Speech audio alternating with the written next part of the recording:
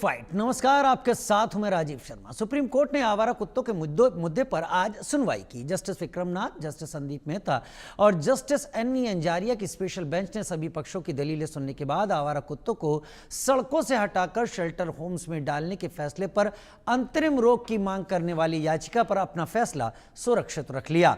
आवारा कुत्तों से जुड़े मामले पर सुप्रीम कोर्ट ने सुनवाई के दौरान बड़ी टिप्पणी की। जस्टिस नाथ ने कहा कि संसद नियम और कानून बनाती है, लेकिन उनका पालन नहीं होता। एक तरफ इंसान पीड़ित हैं, दूसरी तरफ पशु प्रेमी यहां खड़े हैं। थोड़ी जिम्मेदारी लीजिए।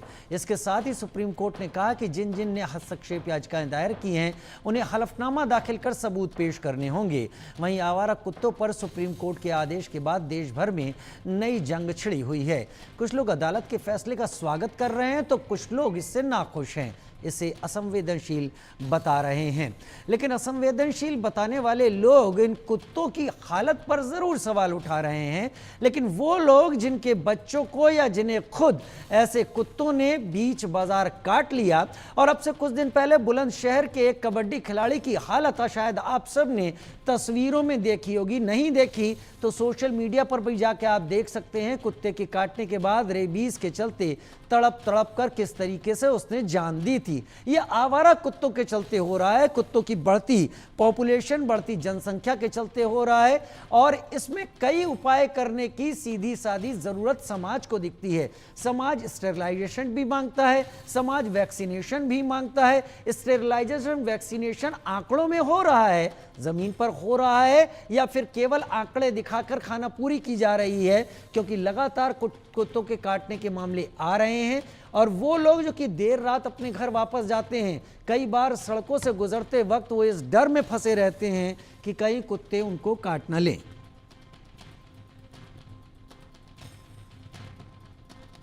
डॉग लवर्स की आपत्तियों में कितना दम, हमारी स्टोरी हम आपको बहुत जल्द दिखाने जा रहे हैं, जो कि इस पूरे मामले से जुड़ी हुई है, जिसको देखकर आप दोनों पक्षों को समझेंगे। लेकिन सुप्रीम कोर्ट ने फैसला सुरक्षित रख लिया है, और अब इंतजार इसी का है कि सुप्रीम कोर्ट आगे क्या अपने फैसले में कहता है। क्योंकि कुत्तों के चाहने वाले कह रहे हैं कि कुत्तों को इस तरीके से नहीं किया जा सकता, लेकिन क्या ये सभी कुत्तों के चाहने वाले इतनी तादाद में कुत्तों के लिए वैक्सीनेशन, कुत्तों के लिए स्टेरिलाइजेशन या कुत्तों के लिए शेल्टर होम खुद तैयार कर सकते हैं? शायद नहीं। तो आवाज उठाने के पीछे उनकी कितनी मंशा है इसमें कुत्तों के भले की, यह भी शायद सुप्रीम कोर्ट के दिमाग में हो। और जाहिर तौर पर जो लोग इससे खुश हो रहे हैं वो लोग, एक रिपोर्ट देखिए।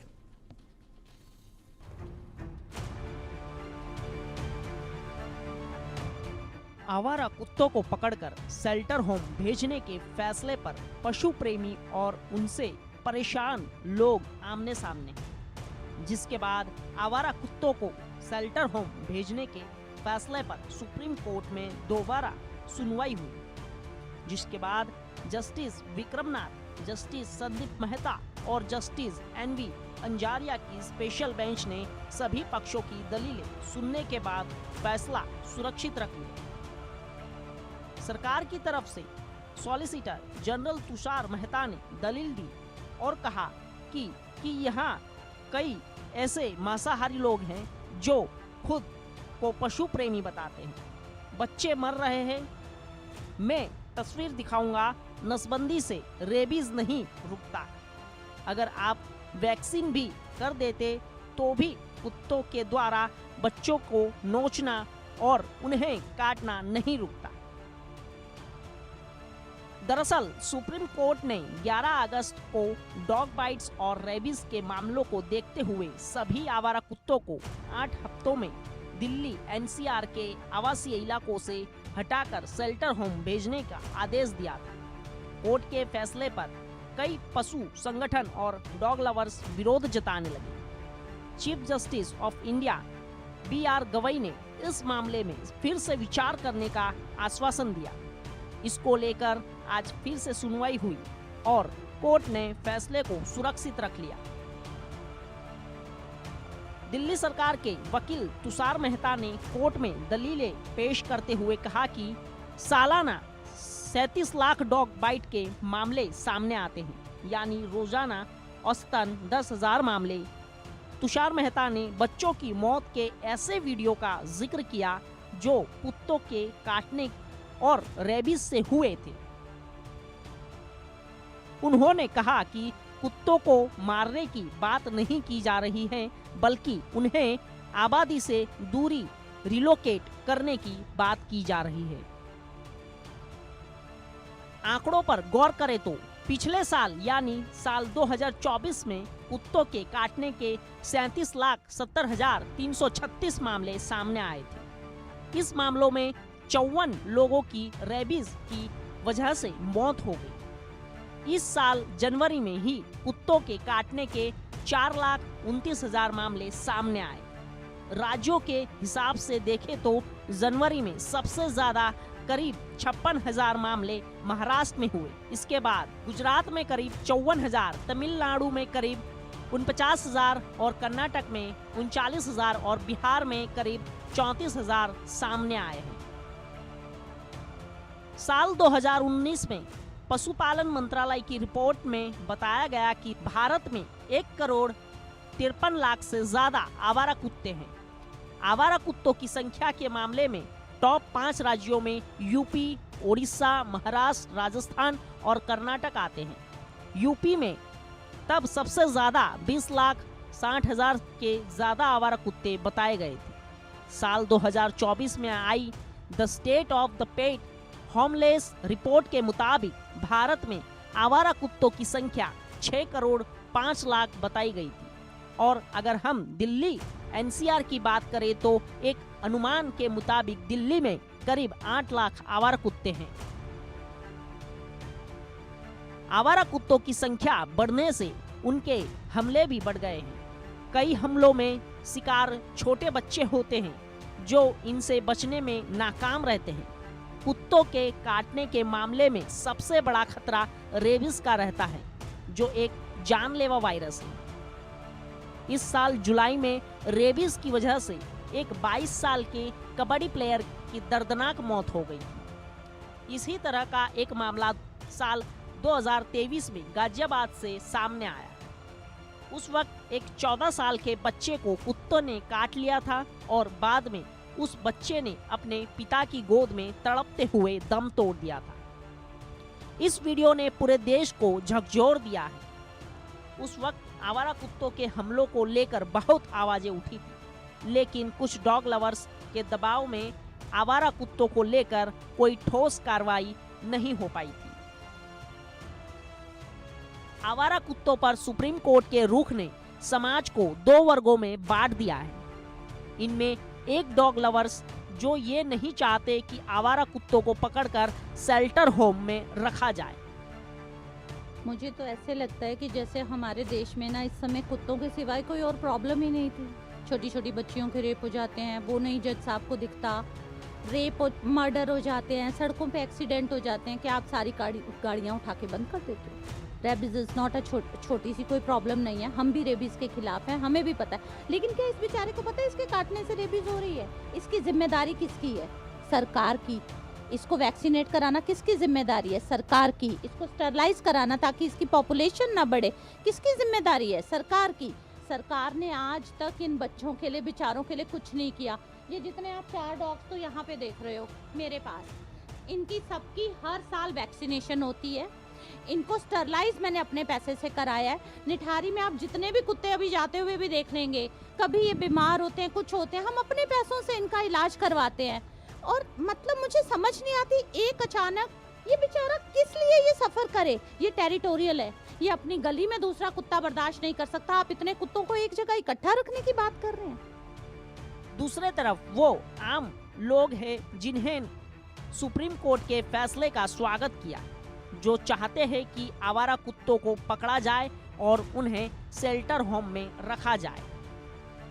मैं इसमें कुत्तों में बहुत परेशान हूँ। कुत्ते कई बार शांत बैठे रहेंगे, उसके बाद क्या होगा कि जैसे कोई बच्चा आ रहा है या कोई बाइक पे जा रहा है तो एकदम झपट्टा मारेंगे। वो कई बार बच्चे गिर भी जाते हैं। छोटे बच्चों को तो कुत्ते ऐसे काटने लग जाते हैं कुछ समझते ही नहीं। सुप्रीम कोर्ट का जो फैसला है ना, बहुत बढ़िया है। कुत्तों का इलाज होना चाहिए, इनको शेल्टर में भेजना चाहिए। और गलियां में बहुत परेशानी है, हर तरीके से परेशानी। क्या कभी आपके साथ कुछ ऐसा हुआ है कि कुत्तों को लेकर आपको कोई दिक्कत का सामना करना पड़ा, या फिर बच्चों को घर से उतारने में, घर से निकालने में आप कभी घबराए हो, स्कूल जाते हुए, खेलते हुए? नहीं, कुत्ते क्या होता है कि जैसे अभी गली में परसों की बात है कि मैं निकल रहा था, गली से, घर से निकल रहा था, तो एक बच्चा जा रहा था चुपचाप, कुत्ता भी आराम से लेटा हुआ था। जैसे बच्चा उस पर झपट पड़ा, उसके बाद में उसको कुत्ते को लठ मार के भगाना पड़ा। तो बड़ी समस्या है।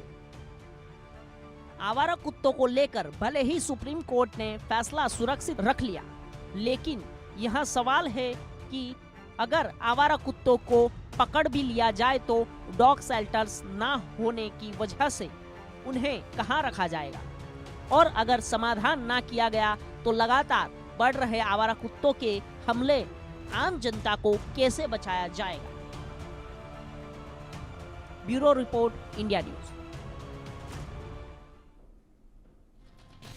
दो खास मेहमान इस चर्चा पे हमारे साथ जुड़ेंगे advocate Vineet Jindal, lawyer supreme court, और हमारे साथ जुड़ेंगे सौरभ गुप्ता, ऑफिसर हैं पीएफए, पीपुल फॉर एनिमल के, हमारे साथ दोनों जुड़ेंगे। लेकिन इससे पहले कि हम उनके पास अपने सवालों के साथ जाएं, हम जनता से हमने आज चल रही इस बहस को लेकर सवाल पूछे। हमने सवाल पूछा, क्या आवारा कुत्तों के बढ़ते खतरे को जन स्वास्थ्य और जन सुरक्षा से जोड़ना ठीक है? यहाँ पर जनता के जवाब बताइए, जो चीज आ रही हो आपके सामने वैसे ही रखेंगे। 74% ने कहा हाँ बिल्कुल इसे जोड़ना चाहिए जन सुरक्षा जन स्वास्थ्य से। 26% ने कहा कि हम इसे बिल्कुल नहीं जोड़ सकते, और कोई भी तीसरे ऑप्शन पर नहीं गया। ज्यादातर लोग कह रहे हैं ये जन सुरक्षा और जन स्वास्थ्य से जुड़ा हुआ है। अगला सवाल हमने पूछा, क्या नसबंदी, स्टेरिलाइजेशन और वैक्सीनेशन से आवारा कुत्तों की बढ़ती आबादी पर नियंत्रण पाया जा सकता है? 84% ने कहा कि हाँ ऐसा हो सकता है, 13% ने कहा कि ऐसा नहीं हो सकता, और 3% ने कहा कि हम कुछ कह नहीं सकते। यानी ज्यादातर लोग मानते हैं स्टेरिलाइजेशन हो तो हल की तरफ हम आगे बढ़ेंगे, अब आबादी कम होगी। अगला सवाल, आवारा कुत्तों के मामले में सुप्रीम फैसले को पशु प्रेमी आजादी से जोड़कर देख रहे हैं, इसे आप कैसे देखते हैं? 32% ने कहा कि हम पशु प्रेमियों से सहमत हैं, 63% ने कहा कि हम असहमत हैं, और 5% ने इस पर कोई भी अपना जवाब नहीं दिया। तो एडवोकेट विनीत जिंदल, वकील सुप्रीम कोर्ट, मेरे साथ जुड़े हैं। सौरभ गुप्ता मेरे साथ पीएफए के अधिकारी इस वक्त जुड़े हुए हैं। सौरभ, पहले मैं आपका ही रुख कर लूंगा, विनीत जिंदल जी का मैं बाद में रुख करूंगा। सौरभ, जो लोगों के से हम बात कर रहे हैं, हमने बहुत एक्सटेंसिव, बहुत लोगों को कॉल की, बहुत लोगों से बात करके इन सवालों पे उनकी राय जानी। हालांकि ये सैंपल लाखों करोड़ों में नहीं है, लेकिन अभी फिलहाल दिल्ली एनसीआर के जितने लोगों तक हम एक्सेस कर पाए उनसे निकला हुआ आंकड़ा है। इसका अधिकतर जो हिस्सा है वो मानता है कि जन सुरक्षा जन स्वास्थ्य से इन हमलों को जोड़कर देखा जा सकता है। वो ये मानता है कि वैक्सीनेशन या स्टेरिलाइजेशन एक कदम हो सकता है कि इनकी संख्या कम हो सकती है। सौरभ, आप किस तरीके से इन चीजों को लेते हैं, क्योंकि बहुत बड़ी बहस छिड़ी हुई है? देखिए जी, मैं सबसे पहले कहूंगा कि वैज्ञानिक तर्कों को देखा जाए। हम वैज्ञानिक तर्कों को नजरअंदाज कर रहे हैं। वैज्ञानिक तर्क क्या है कि अगर हमने इन कुत्तों को कहीं हटाकर कहीं पाउंड में, कहीं शेल्टर में शिफ्ट कर दिया, पहली बात तो ये हो नहीं सकता, क्योंकि उसके लिए हमें हजारों एकड़ जमीन चाहिए। वो हमारे पास दिल्ली के पास है नहीं है। हमारे पास अरबों रुपए का फंड है कुत्तों की देखभाल करने के लिए, उन शेल्टर्स को चलाने के लिए, वहां पर खाना डालने के लिए नहीं है। हमारे पास सरकारी अस्पताल तो ढंग के है नहीं। हमारे पास बच्चों को शिक्षा देने के लिए स्कूल ढंग के है नहीं सरकारी। हमारे पास कहीं अनाथ आश्रम नहीं है। हमारे पास पागल खाने जो हैं लोगों के वो नहीं है। जेलों का आप जानते हैं कितना बुरा हाल है। ऐसे में क्या डॉग शेल्टर्स चल पाएंगे? गौशाला तो पहले हम चला ले, उसके बाद डॉग शेल्टर्स पे जाएंगे। गौशालाओं में देखिए जितनी गाय ऊपर खड़ी है उससे 10 गुना गाय नीचे दबी हुई है मरकर। तो बेसिकली ये है कि हम भी ये चाहते हैं कि डॉग बाइट्स कम हो, लेकिन उसका ये तरीका नहीं है कि हम पाउंड में रख दें या कुत्तों को हटा दें। आज अगर हम कुत्तों को हटा देंगे, सपोज करिए ऐसा हो भी गया एक तरफ से, हालांकि ये होगा नहीं, लेकिन अगर 1% हो गया, जिस पर बाद में हमें पता चलेगा कि हम कितनी बड़ी गलती कर चुके हैं, और लेकिन उसका खामियाजा ये होगा कि हमारे हजारों कुत्ते, लाखों कुत्ते जान से जाएंगे, प्लस सारा जो एक तंत्र है वो खराब हो जाएगा। तो ये तो हम नहीं कर सकते। और 1% कर भी दिया तो आप ये सोचिए, बिल्ली शहरों में आ जाएंगी, खूब बड़ी तादाद में सड़कों पर चलेंगी, बंदर जंगलों से वापस आ जाएंगे, वो चलेंगे, फिर बंदर काटेंगे, लोगों के घरों में घुसेंगे, चूहे बिलों से निकल आएंगे। ये तीनों चारों चीजें केवल स्ट्रीट डॉग्स इनको कंट्रोल करते हैं। ये हमें समझना होगा। हम भी चाहते हैं डॉग बाइट ना हो। अभी मैंने आपके चैनल पे सुना गाजियाबाद का एक केस, जिसको बताया जा रहा है कि पिता की गोदी में बच्चा मर गया। कोई इस बात को नहीं जानता। सॉलिसिटर जनरल भी इसी वीडियो को उठा रहे हैं। और आप जानते हैं, नहीं नहीं नहीं, गाजियाबाद मैं उस चीज को किनारे करता हूं। गाजियाबाद की- मैं उस चीज को गाजियाबाद की सौरभ डॉक्टर्स ने कहा है कि सौरभ उन मैं बच्चों को चलिए मैं नहीं किनारे चलिए। अगर इस पर एतराज है तो बुलंदशहर के कबड्डी खिलाड़ी की तस्वीरें मैंने भी देखी हैं रेबीज के ठीक है। बाद मरते हुए। ये तो है सर, कम से कम। मैं मान रहा हूं। देखिए, रेबीज केवल कुत्ते में नहीं है, रेबीज सभी मैमल्स के अंदर है। आप इस बात को समझिए। रेबीज क्या बंदर के अंदर नहीं है? रेबीज हर जानवर के अंदर है। रेबीज केवल कुत्ते के अंदर नहीं है। अब अगर किसी, देखिए, रेबीज को क्योर करना बड़ा आसान है। रेबीज की वैक्सीन है। रेबीज का अगर काटा हुआ अगर आप धो भी लेंगे तो भी रेबीज नहीं होगा। लेकिन कहीं ना कहीं लापरवाही। अब देखिए, हिंदुस्तान के अंदर इतने लाखों वाहन चल रहे हैं। हमारे देश में आंकड़ा देखिए आप, एक्सीडेंट में मरने वालों का, क्या उसके ऊपर हम सुधार ला पाए हैं आज तक? रोजाना कम से कम 20 से 50 हजार मौत होती है एक्सीडेंट के अंदर हिंदुस्तान में। उसको सुधार पाए आज तक हम? कई ब्रांड की गाड़ियां ऐसी हैं जिसके अंदर पूरे पूरे परिवार खत्म हो जाए। क्या उन ब्रांड्स को, उन गाड़ियों के, उन कंपनियों को हम बंद कर पाए? नहीं कर पाए। हमारा बस चल रहा है कुत्तों पे, क्योंकि वो वोट नहीं देते, इसलिए हम कुत्तों के खिलाफ पड़ गए, क्योंकि वो कह नहीं सकते। देखिए, ये हमें एक, जो अभी आपने देखा उत्तराखंड में क्या हाल हुआ, अगर हम प्रकृति के संग छेड़खानी करेंगे तो उसका खामियाजा हमें भुगतना पड़ेगा। कुत्तों को मैंने, आपने या किसी ने जन्म नहीं दिया। एनिमल लवर, एनिमल लवर क्या? एनिमल लवर क्या? Dog lover? कोई डॉग लवर अलग ब्रीड तो है नहीं। कोई डॉग लवर कहां से आ गए डॉग लवर? अरे डॉग लवर वो है जो इनका दर्द समझते हैं। कोई अलग मानव प्रजाति डॉग लवर्स की नहीं है। हम लोग ये समझते हैं, हम लोग क्योंकि इनके बीच में रहते हैं, हम ये जानते हैं कि ये खुखार नहीं है। अगर इनको आप एक बिस्किट का पैकेट भी डाल दें, एक बिस्किट भी डाल दें, तो आप इनको कंट्रोल कर सकते हैं इजीली। वैक्सीनेशन हो जाएगा तो रेबीज कहां से आएगा मुझे बताइए? अगर एक सोसाइटी के अंदर 1000 घर हैं, 1000 फ्लैट है, वहां पर 5 कुत्ते हैं, उन 5 कुत्तों को हम डंडे मार के भगा रहे, बकायदा इसके बजाय सोसाइटी का लाखों रुपए का महीने का फंड है जिसकी मेंटेनेंस ये लोग लेते हैं, सोसाइटी के आरडब्ल्यू के अध्यक्ष।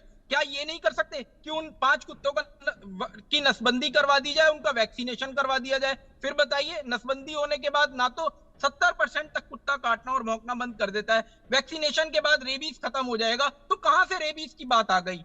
आप बताइए, कितने लोग रेबीज से मरे हैं मुझे ये बताइए। रेबीज से मरने वालों का आंकड़ा डेंगू से मरने वालों से, मैं कह रहा हूं, 0.001%। केवल इस बात पर सौरभ, केवल इस बात पर हैं? सौरभ, काटने को जायज नहीं ठहराया जा सकता कि रेबीज से मरने वालों का आंकड़ा कम है। खैर, विनीत जिंदल का रुख कर लेता हूं। विनीत जिंदल जी, आपने सौरभ के तर्कों को सुना होगा। सौरभ जो कुछ कहने की कोशिश कर रहे हैं, वो कह रहे हैं कि चलिए हटा लेते हैं, हमारे पास इतनी जगह है, इतनी जमीन है, ये सुविधाएं हैं, हमारे पास बाकी चीजों के लिए तो है नहीं, और अगर कुत्ते हटते हैं तो फिर बिल्ली या फिर बंदर, रेबीज हर कहीं है।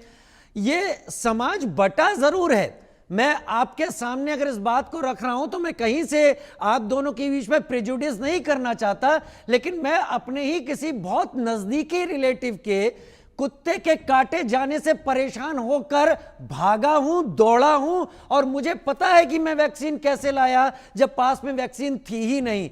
लेकिन क्या आपको लगता है विनीत जिंदल, क्या सुप्रीम कोर्ट के सामने जो इश्यू गया है, सुप्रीम कोर्ट ने अभी फैसला रिजर्व रखा है, इसमें तर्क हैं कि कुतर्क हैं? हो क्या रहा है विनीत? जी राजीव जी, देखिए, सबसे पहले तो मैं ये कहना चाहूँगा आपके चैनल के माध्यम से, मुझे लगता है कि जो डॉग लवर्स जिनको कहा जा रहा है वो खुद ही कंफ्यूज हैं कि उनको कहना क्या है और करना क्या है। एक बार वो ये कहते हैं कि इतनी ज़मीन नहीं है, कुत्तों को शिफ्ट करने की ज़रूरत नहीं है, क्यों शिफ्ट करा जाए। दूसरी तरफ वो कहते हैं कि भाई शिफ्ट करेंगे तो ये प्रॉब्लम्स आएंगी। देखिए, हिंदुस्तान में अगर कुत्तों को शिफ्ट किया जाता है कहीं पे भी, चाहे वो शेल्टर होम हो चाहे वो पॉन्ड्स हो, तो पहला कोई ऐसा देश नहीं होगा जहाँ पे कुत्तों की संख्या कम हो जाएगी या कुत्ते नहीं होंगे तो और जानवर आ जाएंगे। ऐसे और बहुत से देश हैं जहाँ पे कुत्ते सड़कों पे नहीं घूमते। तो ये तर्क मुझे कहीं से भी जस्टिफाई नहीं लगता, और आपकी बात बिल्कुल ठीक है। देखिए, कुत्तों के काटने की प्रॉब्लम सिर्फ रेबीज की नहीं है, उसके अलावा बहुत सी दिक्कतें हैं। इतने फैटल एक्सीडेंट होते हैं कुत्तों की वजह से, सिर्फ इनके भाई एकदम से बैठा हुआ कुत्ता और एकदम से किसी को भौंका और वो मोटरसाइकिल से गिर गया या चलते हुए किसी के पीछे पड़ गया, किसी को काट लिया, तो क्या आप उसको जस्टिफाई करेंगे? आपका ये कहना बड़ा आसान है कि आप बिस्कुट खिला दीजिए कुत्ता तो आपका हो जाता है, ऐसा नहीं है। हमने देखा है, और आपका पर्सनल एक्सपीरियंस होगा, मेरा भी पर्सनल एक्सपीरियंस है, कि लोग कुत्तों की वजह से अपनी गली में जाना छोड़ देते हैं, लोग कुत्तों की वजह से अपने घर से निकलना छोड़ देते हैं, बच्चे डर के मारे खेल नहीं सकते। क्या आप उसको जस्टिफाई करेंगे? ह्यूमन लाइफ से ऊपर आपने कह दिया कि भाई आप कुत्तों, आप क्यों नहीं समझ रहे कि जिन लोगों के बच्चों की डेथ हुई है, जिन लोगों को इंजरी पहुंची है कुत्तों को काटने से या कुत्तों के पीछे पड़ने से, आप उन लोगों का दर्द क्यों नहीं समझ रहे? आप अपने आप को डॉग लवर कहते हैं, ह्यूमन लाइफ का भी कुछ समझिए। ऐसा आप नहीं कर सकते। और मैं फिर कहूंगा कि जो डबल बेंच की जो दो जजेस की जजमेंट है वो बहुत बैलेंस जजमेंट है, और बहुत गलत मैसेज जो है वो दिया जा रहा है ऐसे लोगों के द्वारा, ऐसी ऑर्गेनाइजेशंस के द्वारा जो ये कहते हैं कि हम डॉग लवर्स हैं और कुत्तों के लिए काम करते हैं। आप ये बताइए कि ऐसे कितने लोग और ऐसी कितनी ऑर्गेनाइजेशन हैं जिन्होंने सड़क पे जो कुत्ते घूमते हैं उनको अडॉप्ट किया? आप एफिडेविट दीजिए। जजमेंट के अंदर सर्वोच्च न्यायालय ने जो दो जजेस की जजमेंट है उसमें कहा, उन्होंने पूछा नहीं, कि हाँ, यहाँ आप सही कह रहे हैं। intervention के- हमने अभी कुछ देर पहले अपना जो हमने स्टोरी दिखाई, हमने जो जानकारियां सामने रखी, उसमें नोएडा से एक महिला है और वो डॉग लवर है, उनके पास डॉग है, उनकी केयर करती हैं। वो ये बात कह रही थी कि इसको तो पता नहीं, इसके वैक्सीनेशन स्टेरिलाइजेशन का खर्चा सरकार को उठाना होगा। सौरभ कह रहे हैं कि सोसाइटीज अपनी तरफ से फंड में से क्यों नहीं कर लेती। बहुत सारी चीजें हैं, मैं किसी तर्क में किसी को गलत या सही नहीं सामने रख रहा हूं, लेकिन यह बात जरूर है कि एक जो आबादी बेहिसाब बढ़ी है उसने जरूर खतरे में डाला है बच्चों को। और ये जो एक्सीडेंट होते हैं ये भी जायज है, अनुभव है मेरा भी। लेकिन अगले सवाल पे जाता हूं। हमने जो सवाल पूछा, आवारा कुत्तों को लेकर सुप्रीम कोर्ट के फैसले पर पशु प्रेमियों के विरोध को आप कैसे देखते हैं? 41% लोगों ने कहा कि वो पशु प्रेमियों के विरोध से सहमत हैं। एक अच्छा अमाउंट है, अच्छा है, 41% लोग सहमत हैं, लेकिन 59% लोग असहमत हैं। 59% लोगों का कहना है कि यहां पर उन लोगों से जुड़े नहीं है। हो सकता है किसी को कुत्ते ने काटा हो, उसे रेबीज ना हुआ हो, लेकिन वो डर कुत्ते को लेकर उसके दिल में अगर बैठ गया हो तो शायद उसे अपने घर तक रात में देर रात आने के लिए कई बार सोचना पड़ रहा होगा। क्या आपको नहीं लगता, अगला सवाल, कि आवारा कुत्तों के अलावा पालतू कुत्तों के मालिकों पर भी सख्ती की जरूरत है? 80% लोगों ने कहा हाँ बिल्कुल जरूरत है, क्योंकि पालतू कुत्तों के भी हमले सामने आए हैं। वो कुत्ता जो पालतू है, वो कुत्ता जो लोगों के साथ रहता है, वो कुत्ता जिसे प्यार दिया जाता है, अगर वो हमलावर हो सकता है तो जो गली में रह रहा है, जिसके साथ लोग दुत्कार रहे हैं, वो क्यों नहीं हमला कर देगा? इसकी क्या गारंटी है? जरूरत नहीं है, 11% लोग यहां पर कह रहे हैं और 9% कहते हैं कि हम इस पर कुछ कह नहीं सकते। तो ये दो चीजें निकलकर यहां सामने आ रही हैं। मैं अब एडवोकेट विनीत जिंदल, पहले आपसे शुरू करूंगा। एडवोकेट विनीत जिंदल, अब 3 जजों की बेंच, 3 जस्टिस की बेंच ने इसे सुना है, मामले को उन्होंने रिजर्व रख लिया है। उम्मीद आपकी भी होगी, उम्मीद पशु प्रेमियों की भी होगी, और उम्मीद जो इस फैसले के समर्थन में है उनकी भी होगी कि क्या ये 3 जजों की बेंच, 3 जस्टिस की बेंच सामने रखती है। लेकिन जब यहां पर दलीलें रखी जा रही थी लगातार, तो यह भी कहा गया कि इन दलीलों के बीच में कि कुत्ते को अगर वैक्सीनेट भी कर दिया जाए तो रेबीज के चांसेस खत्म पूरी तरीके से हो जाए, ऐसा कहा नहीं जा सकता। स्टेरलाइज भी कर दिया जाए तो भी कुत्ता व्यवहार बदल लेगा, ऐसा नहीं कहा जा सकता। किन बातों पर एडवोकेट विनीत जिंदल आपको लगता है कि जो पिछला फैसला आया वो एक बार फिर आपकी उम्मीदें हैं कि सामने आ सकता है? क्या आपको ऐसा लगता है?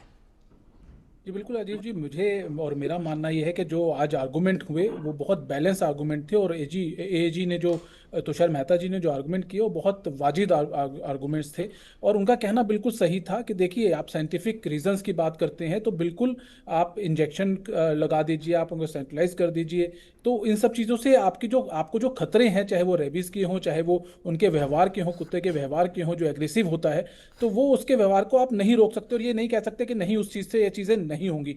और मैं फिर वही कहूँगा कि 2 जजेस की बेंच का जो जजमेंट है ये तीसरी बेंच 3 जजेस की बेंच में भेजा गया है, और मेरा मानना ये है कि वो जजमेंट जो है बहुत बैलेंस जजमेंट है।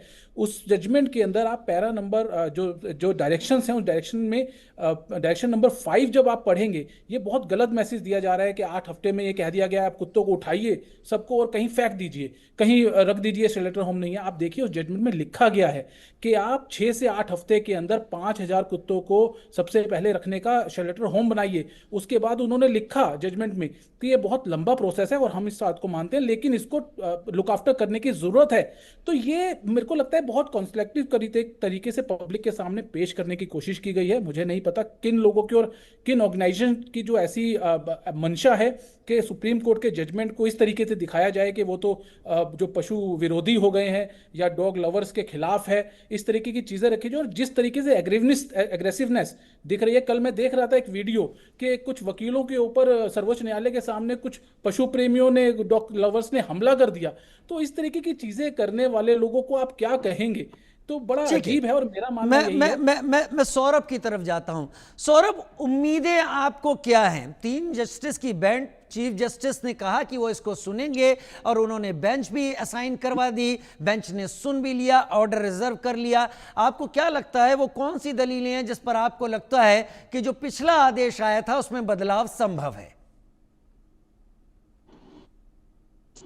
देखिए जी, हम ये कहते कि हमारे पास इंफ्रास्ट्रक्चर नहीं है, हमारे पास फंड्स नहीं है, हमारे पास इतनी मैन पावर उनको देखने के लिए नहीं है। अब जो लोग अवैज्ञानिक तर्क दे रहे हैं ये कहकर कि विदेशों में ऐसा होता था, विदेशों में जनसंख्या कितनी है? जिन देशों में कुत्तों को हटा भी दिया गया, शेल्टर होम में रख दिया, वहां जनसंख्या कितनी है? कितना जनसंख्या घनत्व है? कई कई देश ऐसे हैं जहां पर कुत्तों को उठाकर शेल्टर होम में रखा, वहां बहुत अच्छे से वो रखा भी है उन्होंने। वहां का जनसंख्या घनत्व आप जानते हैं क्या है? हमारे यहाँ से 100 गुना कम है। आप ये देखिए कि वहां पर सरकारी अस्पतालों की हालत कैसी है विदेशों में। वहां पर सरकारी चिकित्सा, सरकारी जो शिक्षा है वो किस तरह से दी जा रही है। आप विदेशों को कॉपी कर कर हिंदुस्तान के अंदर कॉपी पेस्ट आपको उम्मीद है इस जजमेंट में बदलाव हो सकता है? संक्षेप में आपको उम्मीद है? देखिए मेरे को बाकी तो देखिए बेंच के ऊपर है कि वो क्या डिसीजन लेते हैं, पर एक उम्मीद हमें उस ईश्वर से भी है जिसने इन कुत्तों को यहाँ जन्म दिया है। चलिए, बहुत बहुत धन्यवाद। ईश्वर से भी उम्मीद होनी चाहिए। बहुत धन्यवाद। मेरे पास समय नहीं है,